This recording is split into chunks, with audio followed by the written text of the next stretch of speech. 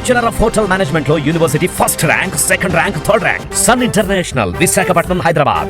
నమస్తే, తెలుగు న్యూస్కి స్వాగతం. నేను గోపికృష్ణ. ప్రముఖ రాజకీయ విశ్లేషకులు, సామాజిక విశ్లేషకులు కూడా కిలార్ నాగార్జున గారు మనతో ఉన్నారు. నమస్కారం నాగార్జున గారు. నమస్తే గోపి గారు. నాగార్జున గారు, నిన్న జగన్మోహన్ రెడ్డి చాలా సుదీర్ఘమైన ప్రెస్ మీట్ పెట్టాడు. తన ఇంటి ఆవరణలో ఏర్పాటు చేసుకున్న కాన్ఫరెన్స్ హాల్లో మీడియా ప్రతినిధులంతా వచ్చారు.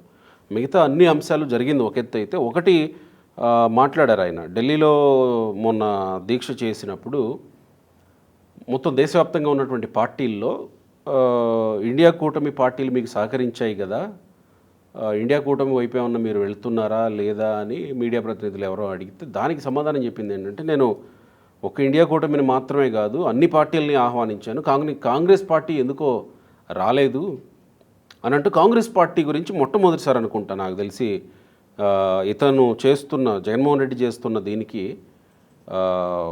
2012 తర్వాత పార్టీ పెట్టిన తర్వాత కాంగ్రెస్ పార్టీ గురించి, కాంగ్రెస్ పార్టీ అరెస్ట్ చేయించింది అని చెప్పడం వేరే, నాకు మద్దతుగా రాలేదు అని మాట్లాడడం బహుశా మొదటిసారి అనుకుంటా ఆయన మాట్లాడారు. దానికి షర్మిల చాలా స్ట్రాంగ్గానే కౌంటర్ చేశారు. కాంగ్రెస్ పార్టీ ఎందుకు రాలేదో సమాధానం చెప్పాలంటున్నా జగన్ గారు. మీ ధర్నాకు సంఘీభావం ఎందుకు ప్రకటించాలి? పార్టీ ఉనికి కోసం కపట నాటకం ఆడినందుక, వ్యక్తిగత హత్యకు రాజకీయ రంగు పులిమినందుక, మొత్తం బీజేపీతో అక్రమ సంబంధం పెట్టుకొని విభజన హక్కుల్ని, ప్రత్యేక హోదాని బీజేపీకి తాకట్టు పెట్టి చివరికి మణిపూర్ ఘటనపై నోరెత్తని మీకు ఉన్నట్టుండి అక్కడ పరిస్థితులు గుర్తుకు రావడం విడ్డూరం. క్రిస్టియన్ అయ్యుండి క్రైస్తవులను ఊచకోత కోసిన నోరు మెదపకుండా విపక్షాలు పెట్టిన అవిశ్వాస తీర్మానంలో బీజేపీకే మద్దతు ఇచ్చారు కదా, వైఎస్ఆర్ వ్యతిరేకించిన మతతత్వ బీజేపీకే జైకొట్టారు కదా, మణిపూర్ ఘటనపై కాంగ్రెస్ దేశవ్యాప్తంగా ఉద్యమం చేస్తుంటే మీ నుంచి కనీస స్పందన రాలా. మీ నిరసనలో నిజం లేదని, స్వలాభం తప్ప రాష్ట్రానికి ప్రయోజనం శూన్యమని తెలిసే కాంగ్రెస్ పార్టీ దూరంగా ఉంది. సిద్ధం అన్న వాళ్లకు 11 మంది బలం సరిపోలేదా? ఇప్పుడు కలిసి పోరాడదాం అంటున్నారు. అసలు జగన్మోహన్ రెడ్డి కాంగ్రెస్ పార్టీ రావాలని ఎందుకు అనుకుంటున్నారు? కాంగ్రెస్ పార్టీతో జగన్మోహన్ రెడ్డికి అవసరం లేదు కదా, ఎందుకు రావాలనుకున్నట్టు అనుకోవాలి? అంటే సహజంగానే, అంటే మనం సబ్జెక్ట్లోకి వెళ్ళబోయే ముందు మీరు ఇందాక అన్నారు జగన్మోహన్ రెడ్డి గారు నిన్న ప్రెస్ మీట్ పెట్టారు అనేటువంటిది. అవును, దాంట్లో ఏంటి? సో అది ప్రెస్ మీట్ కాదు. మీరు ఎప్పుడైనా సరే జగన్మోహన్ రెడ్డి గారిది అది ఎప్పుడు కూడా ప్రెస్ మీట్ అని మనం అనకూడదు. అది ప్రెస్ బ్రీఫింగ్ అంతే. ఓకే, ప్రెస్కి ఆయన చెప్పాలనుకున్నది చెప్పేస్తాడు. అవతల నుంచి ప్రశ్న వచ్చిందనుకోండి, పేపర్లు చూపించి టైం అయిందనో వాచి వంక చూపించో లేచి వెళ్ళిపోతాడు. ప్రెస్ మీట్ అంటే ఏంటంటే మీరు చెప్పాల్సింది చెప్పిన తర్వాత వచ్చేటువంటి క్వశ్చన్స్ తీసుకొని ఆన్సర్స్ చేస్తే దాన్ని ఆ ఇంటరాక్షన్ ఉంటే దాన్ని మనం ప్రెస్ మీట్ అంటాం. ఛానల్స్ వాళ్ళు కూడా పాపం అమాయకంగా ఏంటంటే ప్రెస్ మీట్ అని పెట్టేస్తున్నారు. అయ్యో, ఇన్నేళ్ల తర్వాత మీడియా ముందుకు వస్తున్నారంటే ప్రెస్ మీట్ అనే అనుకున్నామండి మేము కూడా. బేసికల్గా గమనించిన ఒక విషయం, చంద్రబాబు నాయుడు గారు ఈ మధ్య ప్రెస్ మీట్లు ఎలా పెడుతున్నారు? ఇది పవర్ పాయింట్ ప్రెజెంటేషన్ మన అసెంబ్లీలో కాకుండా ఇంతకుముందు ప్రెస్ మీట్ పెట్టినప్పుడు ఏంటంటే వాళ్ళందరూ ఎదురుగుండా కూర్చునేవాళ్ళు, ఒక చోట ఒక హాల్లో ఈయన ఎదురుగుండా ఉండి మాట్లాడేవాళ్ళు.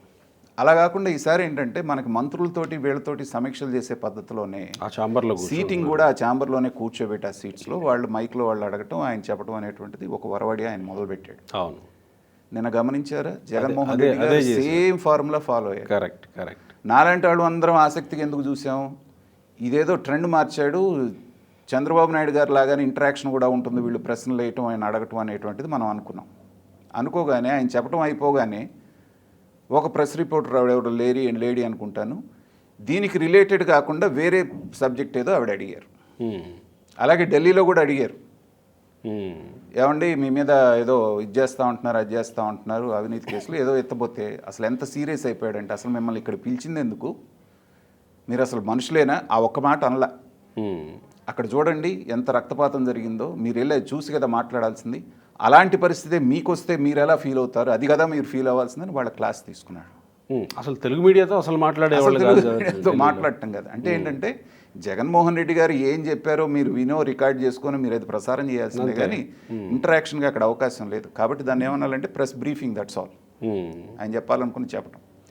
ఇక సబ్జెక్ట్లోకి వస్తే, ఇది మీరు అన్నటువంటి టాపిక్ ఎందుకు రైజ్ అయిందంటే, మీరు ఎవరిని ఆహ్వానించారు, తర్వాత కొద్దిమందే మాత్రమే ఎందుకు వచ్చారు అనేటువంటిది. ఎందుకంటే అంత పెద్ద ఏదో సామెత చెప్తారు మనకి, కొండంత రాగం తీసి ఏదో పిచ్చి గుంట్లోళ్ళు పాట పాడాడు అనేటువంటిది ఒక సామెత ఉంటుంది, మోటు సామెత. మళ్ళీ ఎందుకు పిచ్చి గుంట్లో సారీ, అలాంటి వాళ్ళ మనోభావాలు దెబ్బతింటే ఐఎమ్ సారీ సామెత చెప్పాం.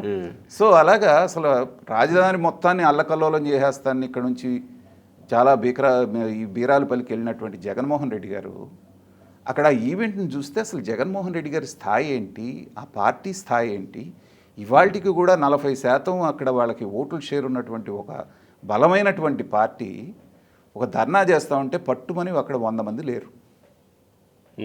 కనీసం జగన్మోహన్ రెడ్డి గారికి ఉన్నటువంటి అభిమానులైన ఢిల్లీ మొత్తంలో 1 కోటి పైన జనాభా ఉన్నటువంటి ఢిల్లీ నుంచి కొన్ని వేల మంది రావాలి అక్కడికి, కానీ ఒక 100 మందికి మించి లేరు. తర్వాత నేను అనుకున్నది ఏంటంటే ఒక 15-20 మంది నాయకులైనా మంచి పేరు ఉన్నటువంటి వాళ్ళు వస్తారేమో అని చెప్పేసి అనుకున్నాం. పేరు గల నాయకుడు 10 మందికి తెలిసిన నాయకుడు మనకు అఖిలేష్ యాదవ్ తప్పితే ఎవరన్నా వచ్చారు అక్కడికి. పైగా జగన్మోహన్ రెడ్డి గారు తను తెలివి లేనివాడు లేకపోతే తనకు అవగాహన రాహిత్యం అనేటువంటిది పదే పదే ఆయనే నిరూపించుకుంటాడు. ఎలాగంటే నిన్న ప్రెస్ మీట్లో ఆయన ఏం చెప్పాడు, నేను పిలవటమైతే అందరిని పిలిచాం, మేము లిస్ట్ కూడా చెప్పారు, కాంగ్రెస్ని పిలిచాను, ఈ వీళ్ళని బీజేపీ వాళ్ళని పిలిచాను, ములాయం సింగ్ యాదవ్ పార్టీ వాళ్ళని పిలిచాను, సమాజ్వాదీ పార్టీ, అలాగే మమతా బెనర్జీ గారిని పిలిచాను, ఇంకా పెద్ద లిస్ట్ చెప్పారు. అంటే ఏంటి, ఇంతమందిని పిలిచినా పేరుగల నాయకుడు నాకు ఒక్కడే వచ్చాడని చెప్పకనే చెప్పుకోవటం కదా, తన యొక్క చేతగానితనాన్ని తనే బయట పెట్టుకోవటం. అన్న సందర్భంలో మరి కాంగ్రెస్ ఎందుకు రాలేదని ఎవరో అడిగారు. అడిగినప్పుడు కూడా చాలా క్యాజువల్గా ఏమో మేము పిలిచిన వాళ్ళని పిలిచాం, ఎందుకు రాలేదో మాకేం తెలుసు, మీరు అది వాళ్ళని కదా అడగాల్సింది అన్నాడు. అంటే మనకి మామూలుగా అంటారు, తమలపాకుతో ఒకటి ఇస్తే తలుపు చెక్కతో నేను 2 ఇస్తా అని చెప్పేసి ఒక సామెత ఉంది మనకి. అలాగే ఈయన తమలపాకుతో కాంగ్రెస్ పార్టీని ఒక మాట అంటే తలుపు చెక్క తీసుకొని షర్మిల గారు రానే వచ్చారు. ఇప్పుడు మీరు చదివిందంతా తలుపు చెక్కతో మాత్రమే. ఇప్పుడు కనీస కామన్ సెన్స్, కనీసం మాట్లాడేటప్పుడు కామన్ సెన్స్ మర్చిపోయి మాట్లాడితే ఎలాగా?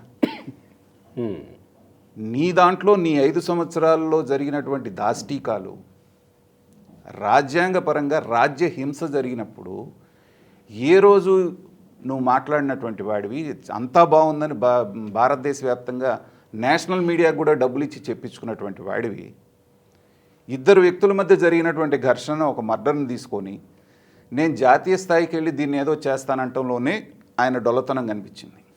ఆయన వెళ్తున్నాడు అన్నప్పుడు నేను మాట్లాడిన అన్ని చోట్ల నేను చెప్పింది ఏంటంటే అట్టర్ ఫ్లాప్ కాబోతుంది, ఇది వాయిదా వేసుకుంటే మంచిది అని మీ దగ్గర కూడా అన్నారు.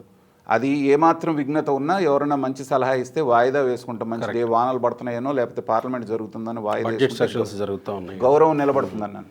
కానీ అలాంటి మాటలు వినేవాడు కాదు కదా. వెళ్ళాడు. వెళ్ళిన తర్వాత అసలు అక్కడ జరిగిన సంఘటన అంతా చూస్తే ఆ స్టేజ్ మీద ఒక జాతీయ స్థాయిలో జరిగేటువంటి ఒక చిన్న మీటింగ్ లాగా అనిపించిందా?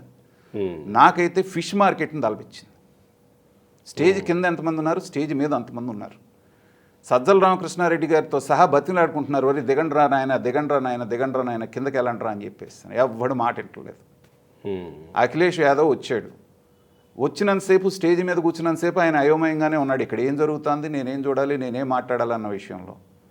ఈయనేమో ఆ నరుకుతున్నటువంటి వీడియోస్ చూసి వీడియో చూడండి అని విజయసాయి రెడ్డి చెప్తా ఉంటే ఆయనేమో పక్కన జగన్మోహన్ రెడ్డి గారితో మాట్లాడుతున్నాడు. అయిపోగానే 1 నిమిషం మాట్లాడాడు, జంపు. యాక్చువల్గా నేను అక్కడ ఉన్న కొంతమంది మీడియా మిత్రులకు ఫోన్ చేసేది, మన తెలుగు వాళ్ళు ఢిల్లీలో కరెస్పాండెంట్స్ ఉంటారు కదా, వాళ్ళు అన్నారు మీరు వెళ్ళారా అక్కడికి అని అడిగాను కొంతమందిని.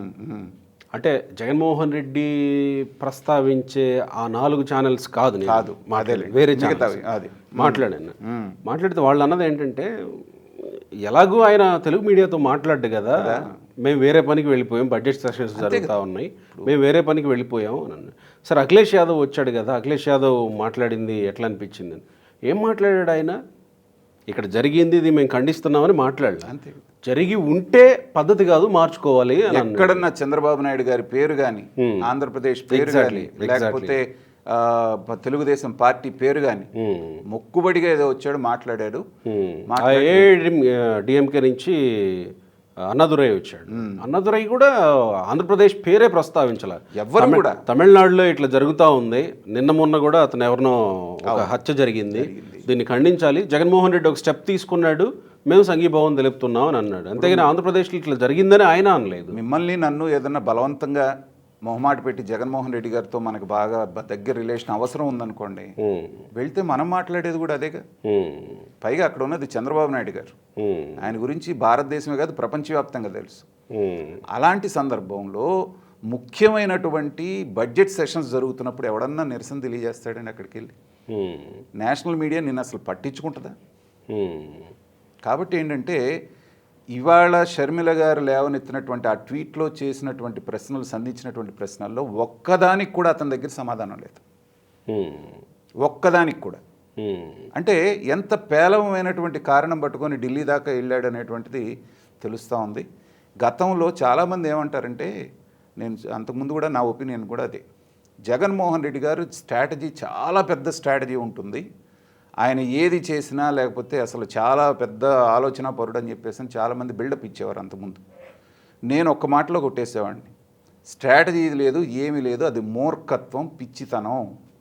తనకు ఆ క్షణాన్ని ఏదనిపిస్తే అది చేసేయటం, దాని మూలన నవ్వులు పాలవటం, ఇదే జగన్మోహన్ రెడ్డి గారి స్ట్రాటజీ అనేటువంటిది పలు సందర్భాల్లో నేను చెప్పాను. అదే ఈసారి కూడా ప్రూవ్ అయింది.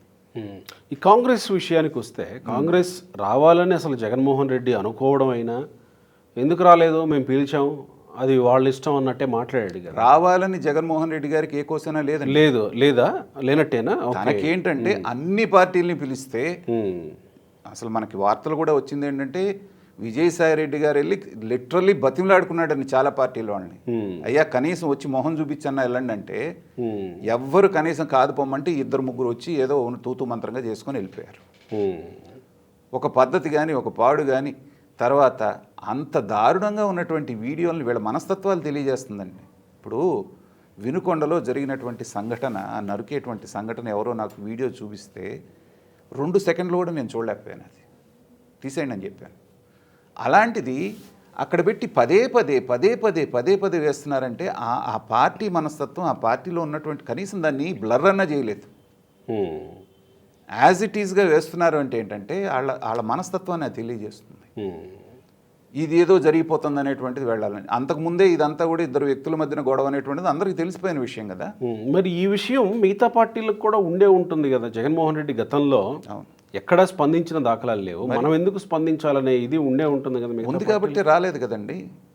మేజర్ పార్టీలు ఎన్ని పార్టీలు ఉన్నాయి మనకి భారతదేశంలో? వ్యక్తిగతంగా ఆయనతోటి ఏమన్నా సంబంధాలు ఉండో, అవసరాలు ఉండో, లేకపోతే రేపొద్దు నేనేమన్నా మనకి పనికి వస్తాడనేటువంటి భావంతో 2-3 కూడా వచ్చారు. కానీ అఖిలేష్ యాదవ్ కూడా నాకు ఉన్నటువంటి సమాచారం నిజమో కాదో తెలియదు కానీ మీడియాలో వచ్చిందే, అక్కడి నుంచి రామకృష్ణని, జడ్జి రామకృష్ణని అతను ధర్నా చేస్తున్నాడు. అక్కడికి వెళ్ళిన తర్వాత ఏంటి నేను పొరపాటు ఏమైనా చేశానా ఇక్కడికి వచ్చి అనేటువంటిది కూడా ఆయన ఎక్స్ప్రెస్ చేశాడు అనేటువంటిది చెప్తున్నాడు. అవును, జడ్జి రామకృష్ణ గారితో నేను మాట్లాడారు చెప్పారు. అఖిలేష్ యాదవ్తో నేను చెప్పినప్పుడు అరే ఆయన ఒక అయోమయంలో ఉండిపోయారు, ఏం జరుగుతుంది అనే విషయాన్ని ఏదో ఆహ్వానించారు, వెళ్దాం అనుకున్నాడే కానీ ఇదని తెలుసుంటే వెళ్ళేవాడు కాదని నేను అనుకుంటున్నాను. ఎందుకంటే ములాయం సింగ్ యాదవ్ గారి టైం దగ్గర నుంచి చంద్రబాబు నాయుడు గారికి ఆ ఫ్యామిలీకి మంచి టైస్ ఉన్నాయి. ఈవెన్ చంద్రబాబు నాయుడు గారిని జైల్లో పెట్టినప్పుడు కూడా ములాయం సింగ్ యాదవ్ గారు చెప్పారు, అది ఆయన జాతీయ సంపద, చంద్రబాబు నాయుడు గారు అలాంటి ఆయన కాపాడుకొని మద్దతుగా నిలబడండి అని. అలాంటి ఆయన కొడుకు ఆయనకు వ్యతిరేకంగా వెళ్తాడని నేను అనుకోవట్లేదు. అంటే బహుశా ఇంకొక వాదన కూడా ఉంది, ఎన్డీఏ కూటమికి వ్యతిరేకంగా ధర్నా చేస్తున్నాం రండి అని ఎంపీలు పోయి పిలిస్తే వాళ్ళు వచ్చారనే వాదన కూడా. జగన్మోహన్ రెడ్డి గారికి అంత దమ్ము ఉందనుకుంటున్నారా మీరు? అంతేనా? బహిరంగంగా దానికి ఉదాహరణగా విజయసాయి రెడ్డి గారు నిన్న రాజ్యసభలో చేసినటువంటి ప్రసంగం చూసారా? బడ్జెట్ మీద ఒక ప్రసంగం చేశాడు. శిఖండి అనేటువంటి మాట మనం మహాభారతంలో విన్నాం. ఆయన ప్రసంగం అంతా శిఖండి లాగానే సాగింది. మీరేదో మాకు బ్రహ్మాండమైన నిధులు ఎన్డీఏ ఇచ్చేసిందని చెప్పేసి మీరంతా భ్రమపడుతున్నారు ఇండియా కూటమి వాళ్ళు, చూడండి వాళ్ళు ఉత్తుత్తిగానే ఇచ్చారు, మాకు ఇచ్చింది ఏమీ లేదు, 15,000 కోట్ల రూపాయలు అప్పే ఇచ్చారు, నేను చార్టెడ్ అకౌంటెంట్ని అని వాళ్ళనేమో వ్యంగ్యంగా అంటున్నాడు, వీళ్ళనేమో మీరు చూసుకోండి జాగ్రత్తగా అంటున్నాడు. అది ఒక విచిత్రమైనటువంటి ప్రసంగం. జాగ్రత్తగా విశ్లేషిస్తే దాని గురించి ఒక రోజు మాట్లాడచ్చు. సో ఇలాంటి పిచ్చి పనులు, ఈ తెలివితేటలన్నీ రాష్ట్రాన్ని అభివృద్ధి చేయడంలో కనుక వీళ్ళు ఉపయోగించి ఉంటే, జగన్మోహన్ రెడ్డి గారు కానీ విజయసాయి రెడ్డి లాంటి వాళ్ళందరూ, ఈ దుస్థితి వాళ్ళకి వచ్చేది కాదు. ఇంకొకరు ఉంటారా, వాళ్ళే వచ్చేవాళ్ళు. వచ్చిన సువర్ణావకాశాన్ని ఇలాంటి పనికిమాలిన పనులకి, మ్యానిపులేటెడ్ థింగ్స్కి వాడారు. కాబట్టి ప్రజలు పాలేవో నీళ్ళేవో తెలుసుకున్న తర్వాత, అది తెలుసుకొని కూడా 4 రోజులు 2 నెలలు కాకముందే మళ్ళీ మీరు లేఖిగా వచ్చి ఇలాంటి లేఖి పనులు చేస్తే నేను పెద్ద పదమే వాడుతున్నాను లేఖి అనేటువంటిది, కానీ జరిగింది అది. రైట్. అక్కడ చూస్తే ఎవరికైనా కలిగేటువంటిది, మనసులో మెదిలేటువంటి మాట అదే. అలాగే చేశారు. దానికి తగ్గట్టుగానే షర్మిల గారు బాణాలు మామూలుగా సంధించలేదు. ఆవిడ అన్న ప్రతి మాటలో అర్థం ఉంది. దాంట్లో ఒక్కదాని దగ్గర కూడా ఇతని దగ్గర సమాధానం లేదు అనేటువంటిది ఎవరు కూడా వచ్చి సమాధానం ఇచ్చే ధైర్యం కూడా చేస్తారని నేను అనుకోవట్లేదు. Right sir, thank you.